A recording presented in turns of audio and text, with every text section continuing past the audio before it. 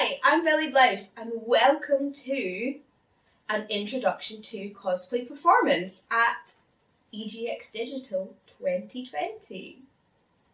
Today we're going to cover three main areas just as a quick taster into what cosplay performance is all about. Number one, we're going to look at getting into character, posing, and a little bit of improv for walk-on masquerades, particularly when you're not going to get to choose the music yourself.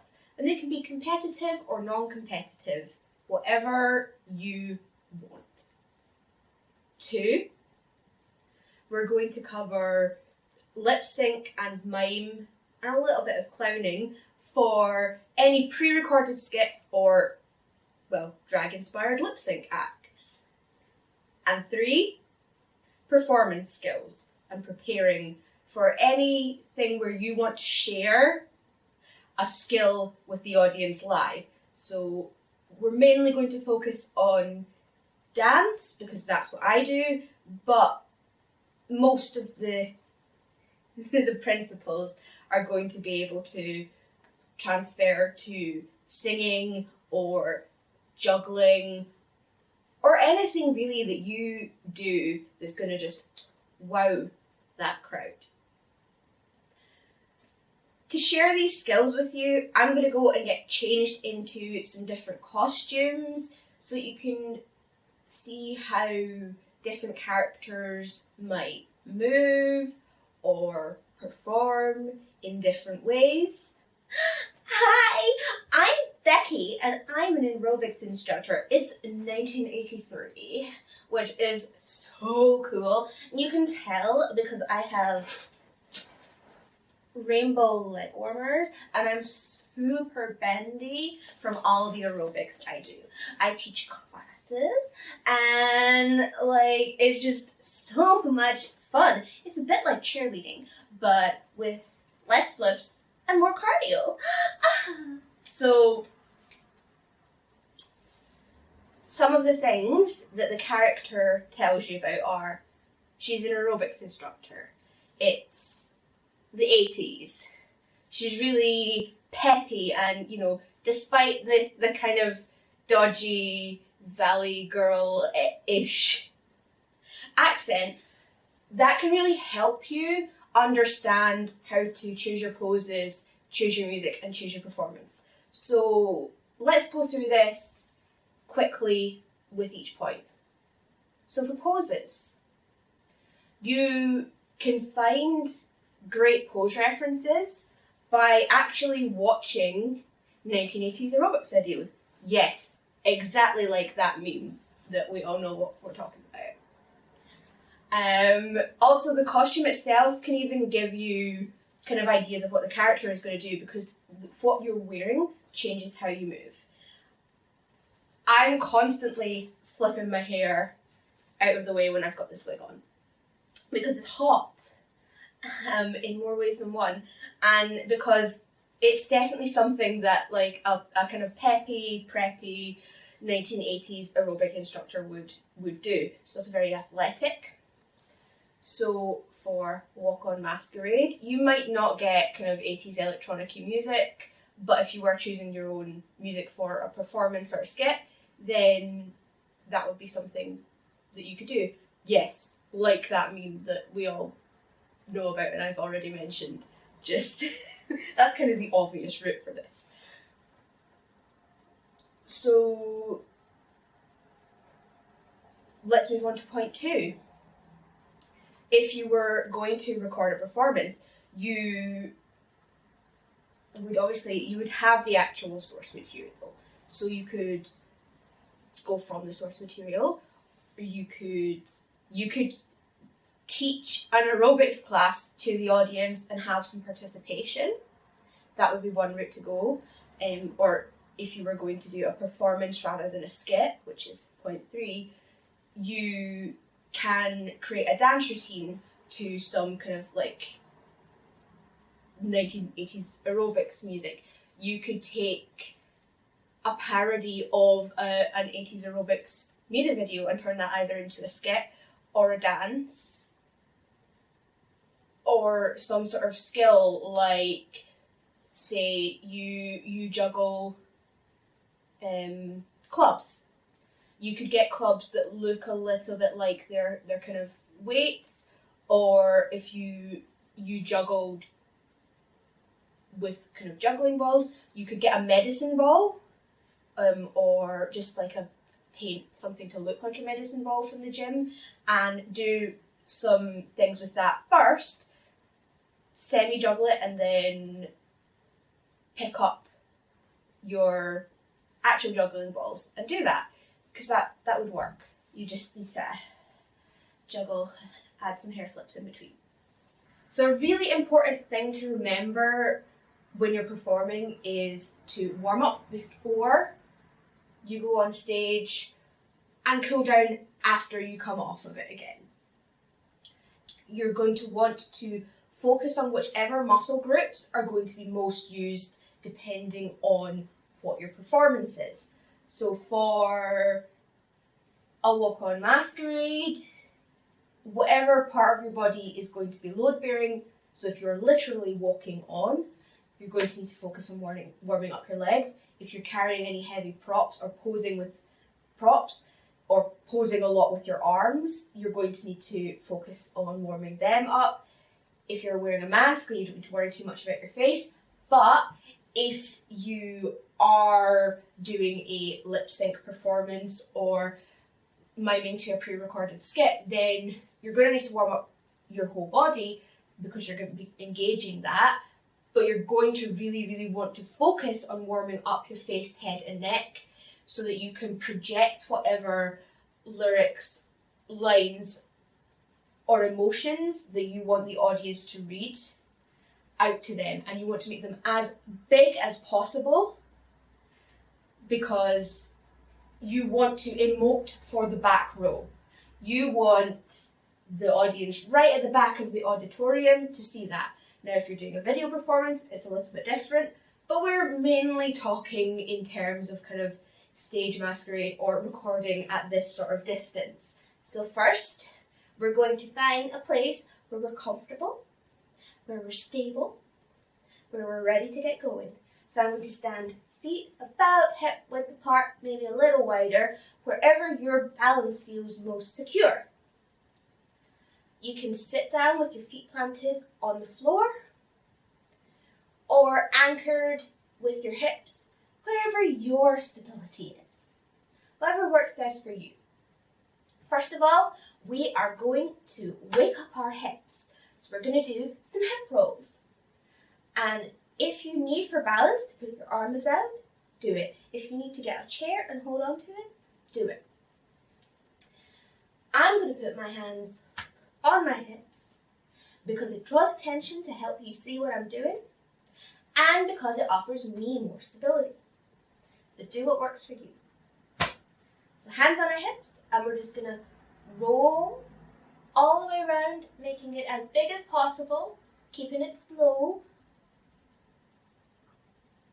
And when we get back to the front, we're going to roll all the way back around again.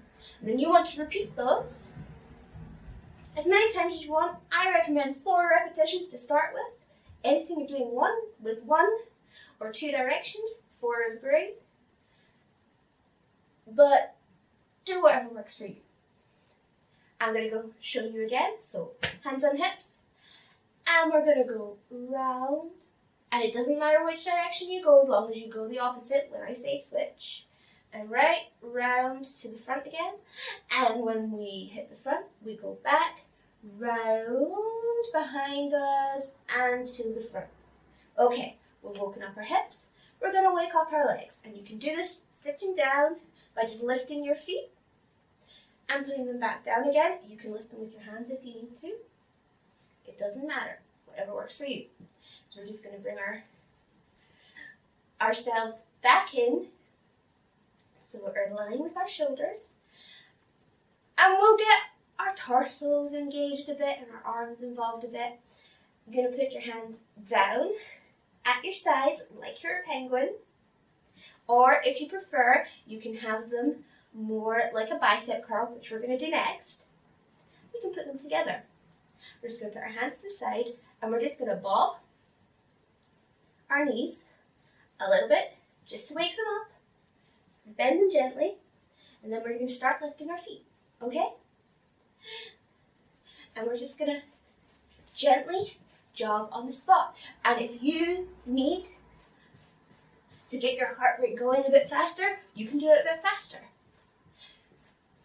Whatever music that you want to play to do this will help you figure out your speed and tempo.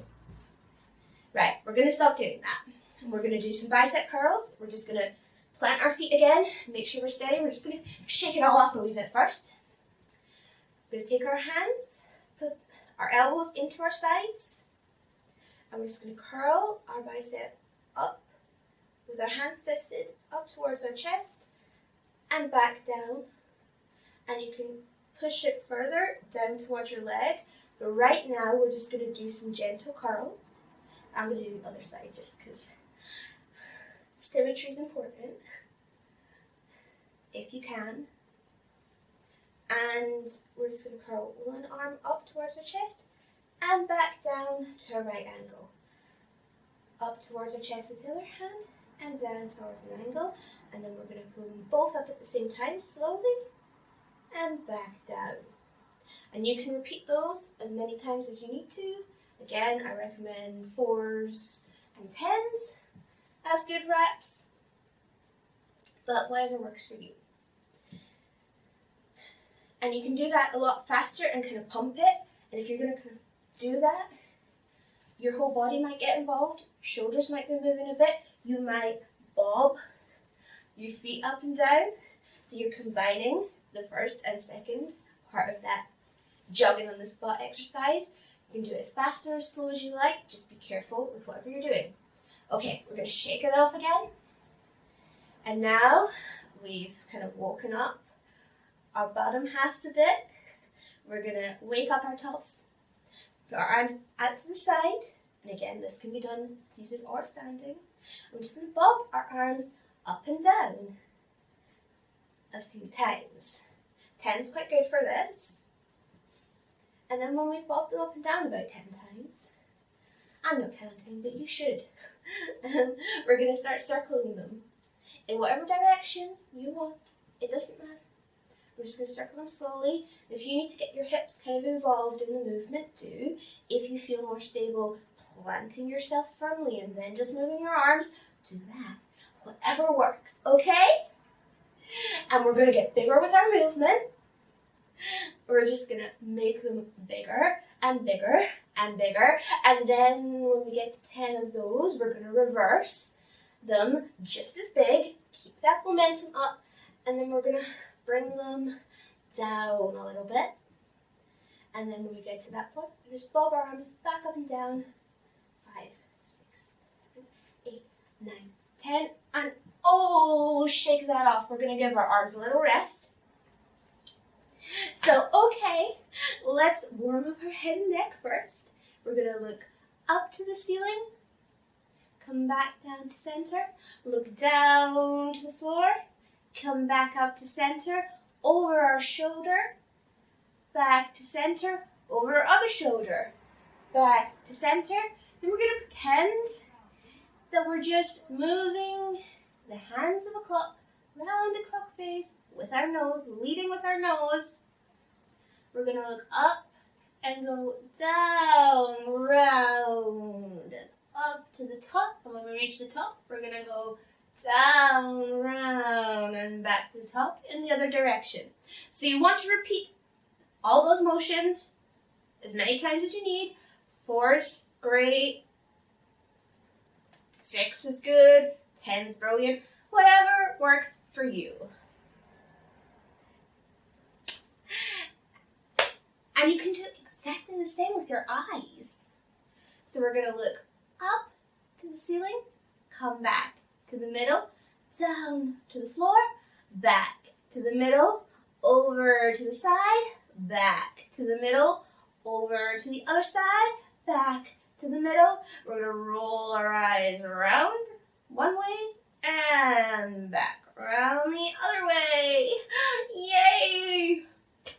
So that's a great exercise to warm up your head and neck, whether you're going to be wearing a mask and don't need to warm up the rest of your facial muscles, or whether you are going to be lip syncing or miming and then you do need to.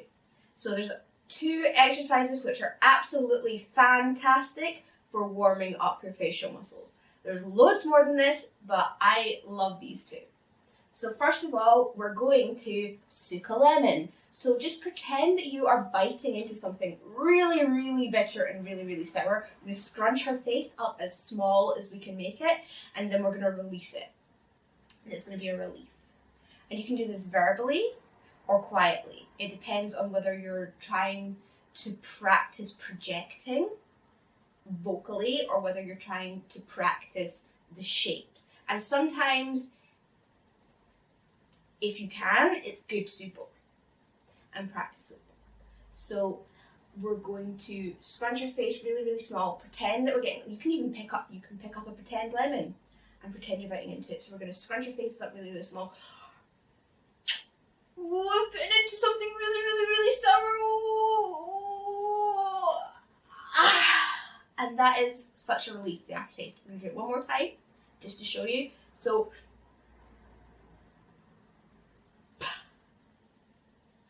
and you just repeat that again, the same kind of number of repetitions are quite good. The other thing is exaggerated enunciation, and this is really good if you're doing lip sync or miming to a speech rather than just miming emotions for surprise. So you can run through the entire alphabet, you can run through a phrase that you've made up, or you can just run through the vowels. So we're going to run through the vowels and we're going to run through a quick phrase. So A, E, I, O, U, and you just really, really want to push that as far as you can. You can push it with your whole body and your shoulders as well. And if you want to warm up your shoulders, I'll do a quick example of that. But you just need to kind of roll them backwards and forwards and shrug them up and down, which will just kind of engage those muscles a bit more. So I'm going to run through A-E-I-O-U one more time, saying it and then silently, and then we're going to do our phrase, saying it and then silently, and then that's us warmed up. A, E, I, O, U.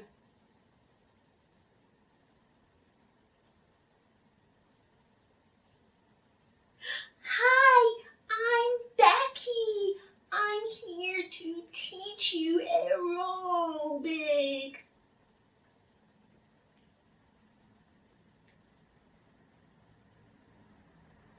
And if you learn to do these super, super over-exaggerated, when it comes to being on the stage, you can dial it down a little bit and it'll read to the audience, because when you're on the stage and not practicing it, it'll naturally, from just being in the moment, come down a little bit. So you want to practice it even further than you think that it needs to be, even more over the top than you think it needs to be, and just push it. Like, push it to, like, princessy levels of over-the-top expression, movement, and exaggeration. Hi, I'm Crockle. I'm a demon. And I love maths, mathematics, and I'm here to teach you some liberal arts and sciences.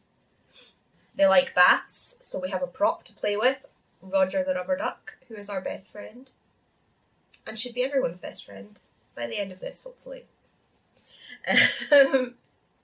They like maths, so angles, in addition to being kind of like a kind of slinky, kind of slightly sleazy, demonic character who's a bit creepy, crawly-ish, then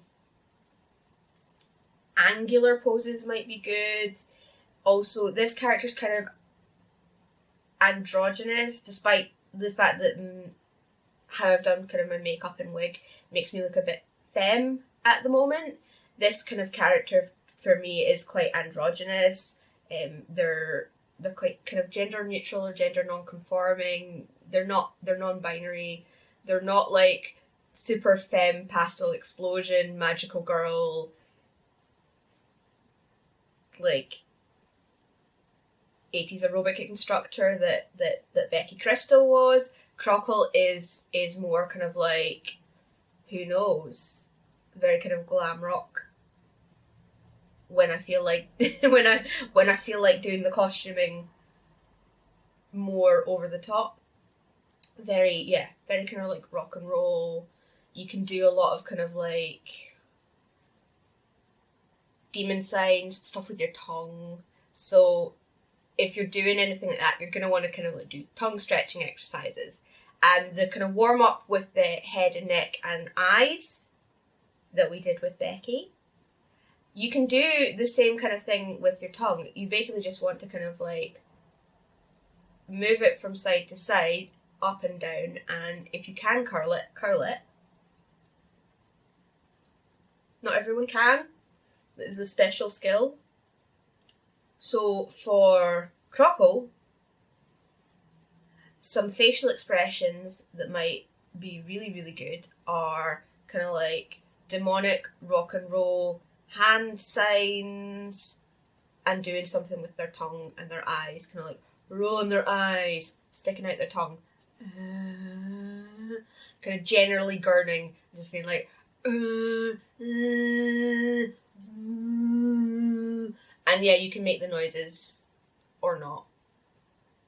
I mean, probably nobody except maybe the judges are going to hear you making the noises over your soundtrack, but who knows.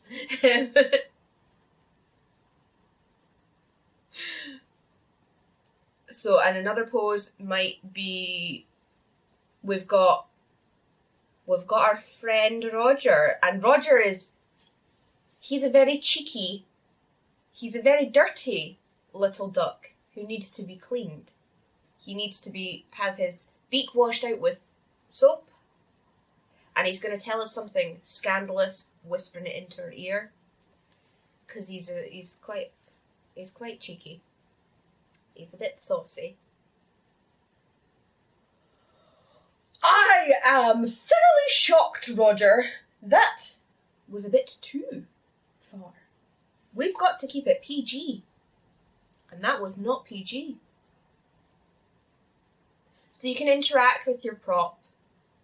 You're just going to want to like really pretend you're chewing a really,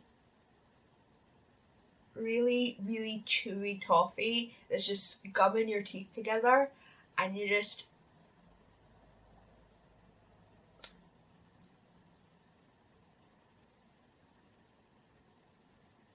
really want to release all of those muscles and any tension in your face and kind of like just blink really big. You want to kind of like feel your eyes if you're doing any kind of like shocked or surprised things. You want to kind of like really breathe in and lean into that kind of like shock. Roger's going to tell us another dirty joke and we're going to be surprised by it. Although at this point, Roger, we shouldn't be surprised by anything you say, really. Okay? Roger! You are a very, very naughty duck. And we are not amused.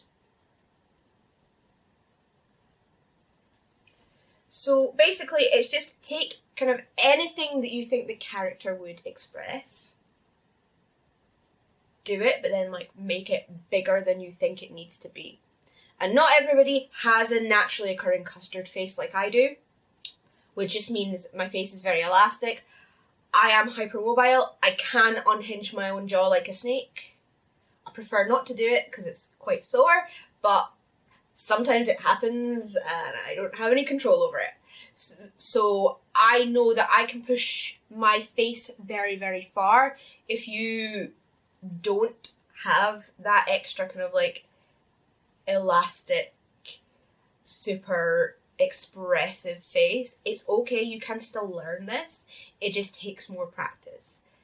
And really, that's the only way to do this, is get your mirror, get your camera, practice pulling the kind of faces that your character pulls. If it's an original character, you get to make up what about their personality, like what their signature moves and their signature poses are.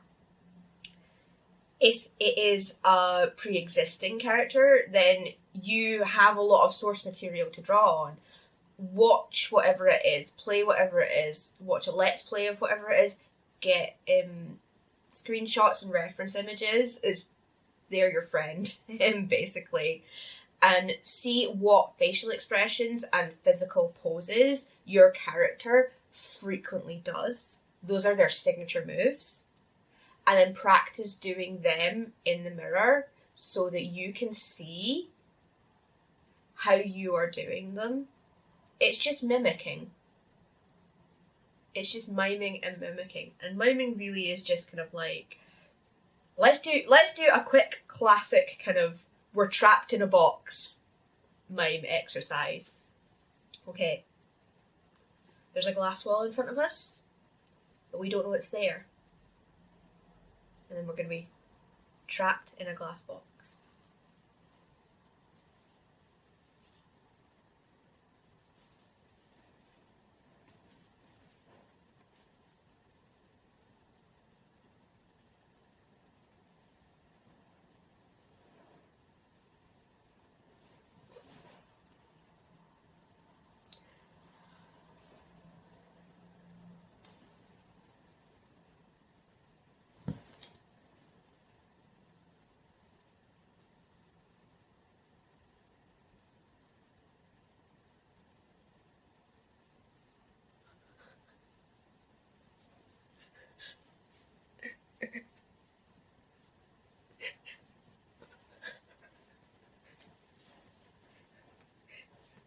No, why?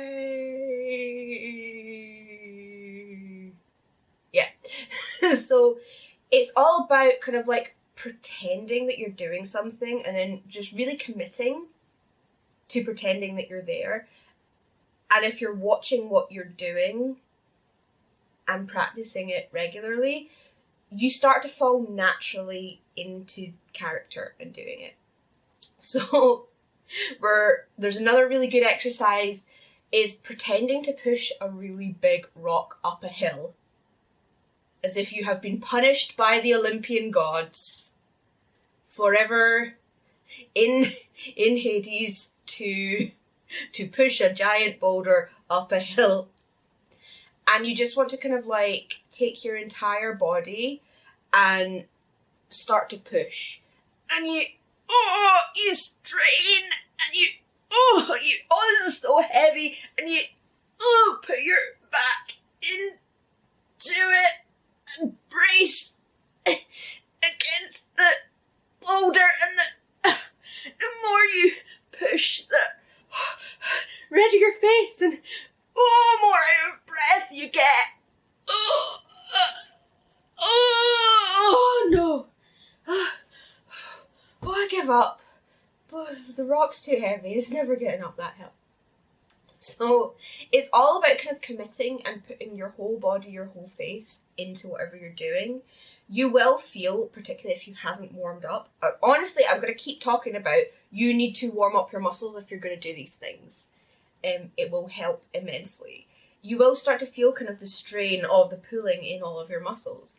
And these are just like really, really great ways to help you kind of get into character and figure out how, when you're faced with like a completely just like empty stage with no big props, no set, nothing to kind of like set the scene for you, you can start doing that yourself. Look up more kind of like mime and acting and clowning exercises. They're great. Like, just like, honestly, just pretend you have a red nose in your hand. There's nothing there. Put it on. And we're going to squeak it. Ooh. Ooh.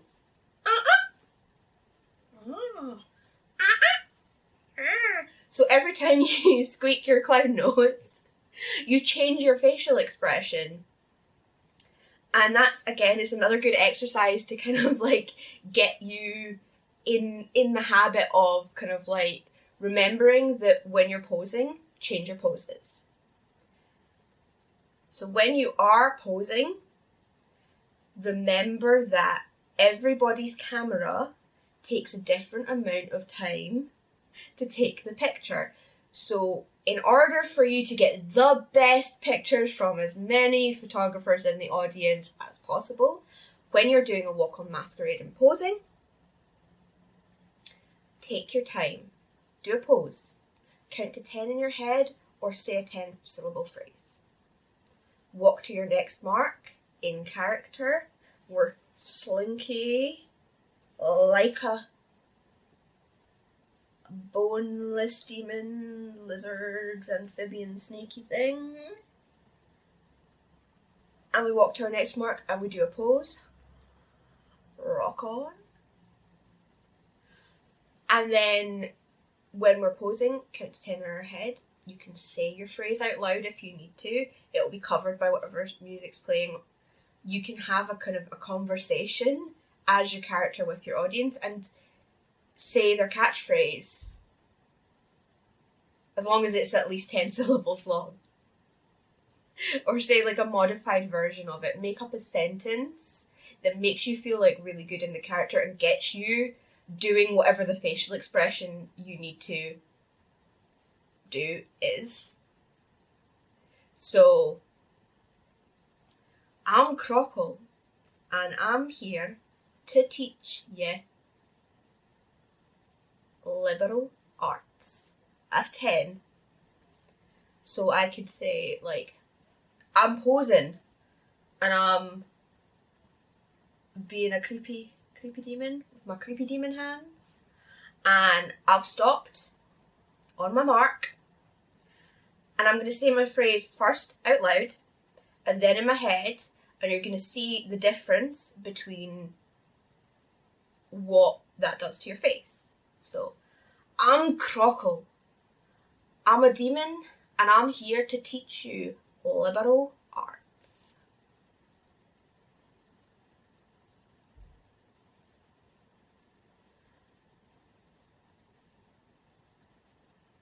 So, your face does one thing when you're speaking, but then when you're having that exact same phrase said in your head, and I don't know whether I actually even said the phrase I said I was going to say, but it doesn't matter for this. You just need to be better at having a short-term memory than I do.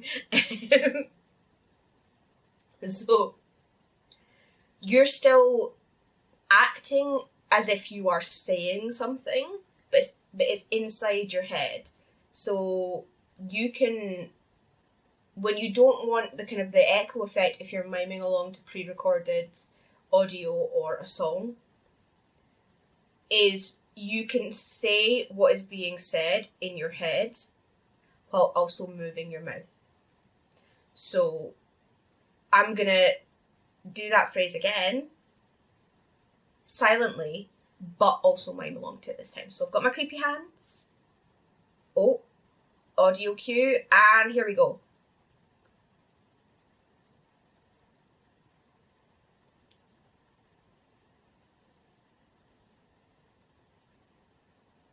So you can practice that along to your audio track, or you can practice it with your script written out.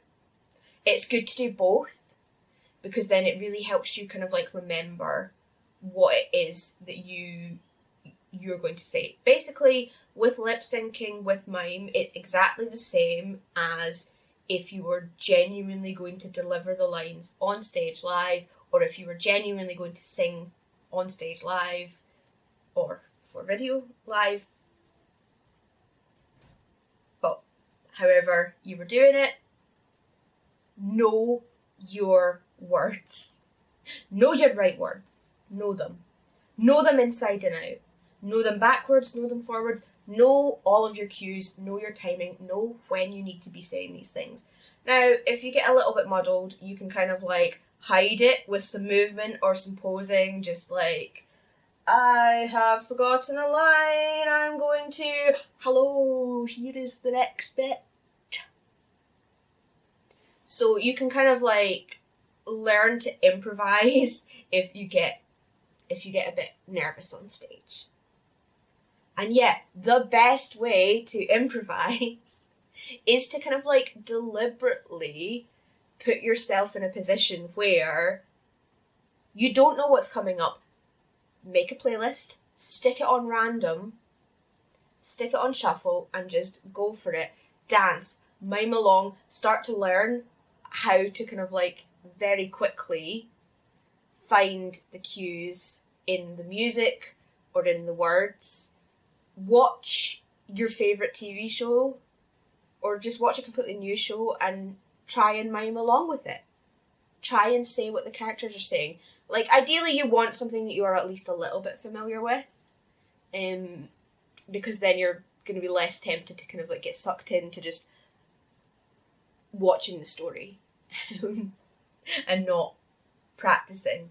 But yeah, pick something that you have seen before, but maybe you haven't seen it in a year or two, so you would need a wee refresher. You wouldn't necessarily be able to like line for line just repeat it. So the kind of performance you might want to do with the demon is going to depend on, like, do you want to make it like really over dramatic and go with the kind of creepy rock and roll kind of vibe and perform to like a rock song in some way? Or do you want to keep it like funny and cute and cheeky and be more kind of like comedic and perform with your sidekick Roger? It's really just going to depend on what type of demonic and villainous character or misunderstood anti-hero or whatever it is that you're doing, the kind of the super villainy type character. It also depends on, particularly with skits and performances, is this a solo act, in which case do whatever you want, or is it a group act, in which case you're going to have to kind of negotiate with each other. You're also going to, whatever your source material is, you're going to have kind of like a set way within that how the characters would interact for that to make sense. If it doesn't make sense without context, then the audience is not going to respond to that in the way that you want them to. It needs to be something that is easy to understand, whether or not you have seen or played or heard or read whatever that source is. Or you need to explain it. But if you need to explain the joke, is it really funny? We're about to cover what do you do when you're wearing a mask that covers your face. We've just learned all of this great stuff about being really expressive and pushing our facial expressions out towards the audience for the back row and for lip syncing and miming to recorded audio. But, oh, my face is covered, I've got a helmet on, I've got a visor, I've got a mask, I'm going to be a dungeon crawling slime. How do you still convey that character if you remove an entire element? The facial expression is fixed to whatever your mask does, unless you have a mask that kind of like flips or in some way can light up with different emoji facial expressions. Like, kudos to you, those are really good. You can use them at different points in the audio, but then you don't need to lip sync because nobody can see your face. But you're going to have to push your physical expressions out much, much further. And again, practice in the final costume, particularly if you're in some sort of mech armor that's hard to move in. You need to push your body language out to the audience, or you need to perform your skill by dancing physically, using your body, using your physicality, using movement to tell the story. So again, we have to think about our character. What's their voice? What do they sound like? Well, for one thing, if I'm being a slime, they don't really sound like anything. They're just kind of like...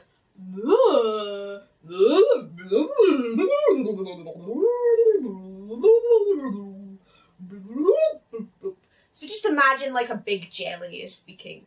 So you're not going to see any of the ridiculous faces I'm pulling when I'm doing those noises. But if you have pre-recorded those kind of like sounds, you have some battle going on, maybe another character who is doing the lip sync and the mime and holding that kind of place on the stage for the audience to see.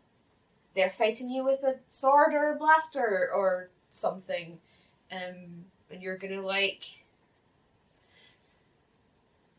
wiggle like a jelly and be defeated and like lie on the stage and throw a bunch of giant foam coins up into the air for the triumphant hero to catch.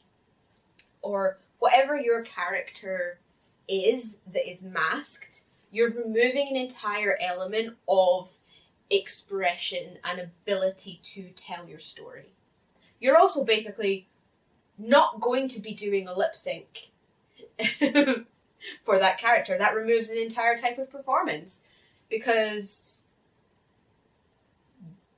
unless you have rigged your mask so that the mouth moves, or unless you have electronically done something, or done something with puppetry in another way that like makes the expression changeable, then you're just removing that element from your performance. And that's absolutely okay, especially if you're very nervous about being on stage, maybe for the first time, or acting for the camera if you're doing a digital masquerade, or being in somebody's cosplay music video. Whatever. Wearing a mask can give you that confidence of only having to concentrate on what your body is doing and not worry about your face. And not worry about the expression of terror that is probably masked behind the mask.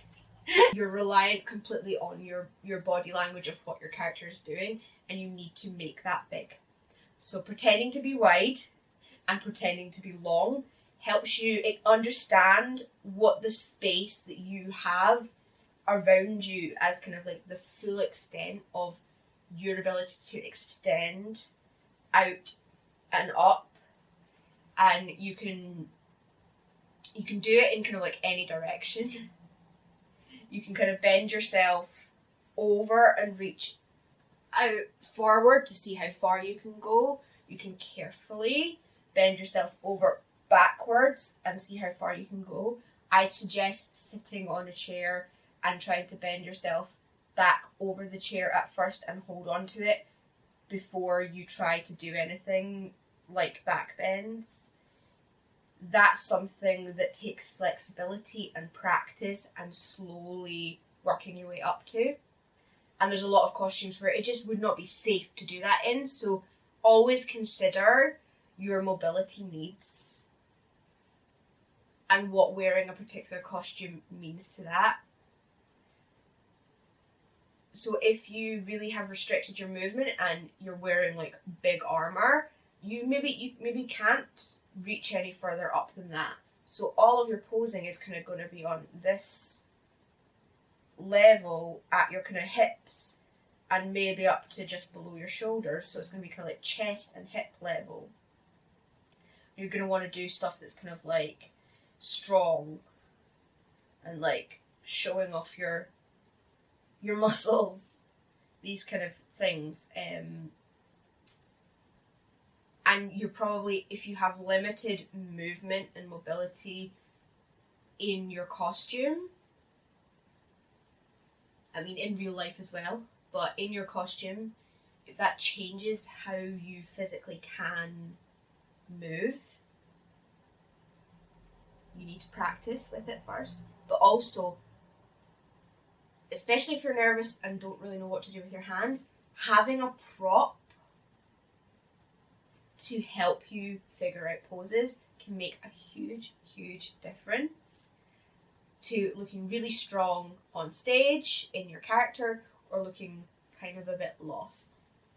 Although, yeah, if you're gonna be a slime, you wanna just sort of like wiggle your arms up and down and just like let them be loose.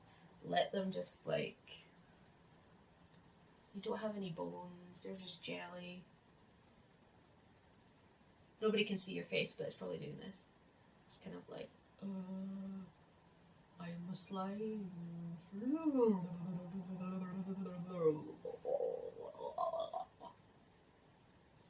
A beautiful slime. What are you talking about? So if you're wearing a mask, then you're probably more going to be doing a skills performance than a skit. Now, you can still do a skit, you can. You absolutely can. But it's going to be harder for the audience to read what you want them to know about that if it's a solo performance. If it's a group and some of you have masks on and some of you don't, that's totally different. But if you are in a solo performance wearing a mask that doesn't have any element of puppetry to create expression, then it's much harder for the audience to kind of engage with pre-recorded or kind of a lip sync. So you're more likely to be doing kind of like a dance or a skill performance. If you are doing a mime or lip sync, you're just going to have to react much bigger. You are going to have to use your whole body. Practice kind of like, sort of like big overreactions to explosions. Practice kind of like, yeah, the mime trapped in the box kind of exercise that we did with our face with Crockle. We'll do that again, but with a mask on, so there's no facial expression, it is all body.